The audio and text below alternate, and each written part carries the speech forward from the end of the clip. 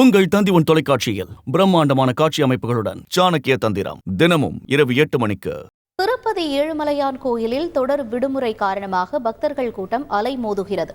பக்தர்கள் வருகை அதிகரித்ததால் வைகுண்டம் கியூ காம்ப்ளெக்ஸில் உள்ள அறைகள் முழுவதும் நிரம்பியுள்ளன. மேலும் நீண்ட வரிசையில் பக்தர்கள் 24 மணி நேரம் காத்திருந்து ஏழுமலையானை தரிசனம் செய்யும் நிலையும் ஏற்பட்டுள்ளது. அதே நேரம் 300 ரூபாய் டிக்கெட் பெற்ற பக்தர்கள் 4 மணி நேரத்தில் தரிசனம் செய்தனர்.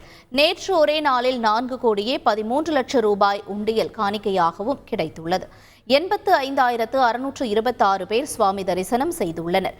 மேலும் 33,138 பக்தர்கள் தலைமுடியை காணிக்கையாக செலுத்தியுள்ளனர். பிரதோஷத்தை முன்னிட்டு தமிழகத்தில் உள்ள பல்வேறு கோயில்களில் சிறப்பு தரிசனம் மேற்கொள்ளப்பட்டது. அதன்படி தென்காசி மாவட்டம் சங்கரன் கோவிலில் உள்ள சங்கர நாராயண சுவாமி கோயிலில் ஆவணி மாத வளர்பிறை பிரதோஷ விழா விமரிசையாக நடைபெற்றது. இதையொட்டி சிறப்பு அபிஷேகங்களும் நடத்தப்பட்டன. நிகழ்வில் ஏராளமான பக்தர்கள் கலந்து கொண்டு சுவாமி தரிசனம் செய்தனர். இதேபோல திருவள்ளூர் மாவட்டம் வேண்பாக்கத்தில் உள்ள வைத்தியநாத சுவாமி கோயிலிலும் சிறப்பு அபிஷேக ஆராதனைகள் நடத்தப்பட்டன. குறிப்பாக பால், தேன், பன்னீர், தயிர் உள்ளிட்ட பல்வேறு பொருட்களை கொண்டும் அபிஷேகம் நடத்தப்பட்டது. உங்கள் தந்தி தொலைக்காட்சியில் பிரம்மாண்டமான காட்சி அமைப்புகளுடன் சாணக்கிய தந்திரம் தினமும் இரவு 8 மணிக்கு.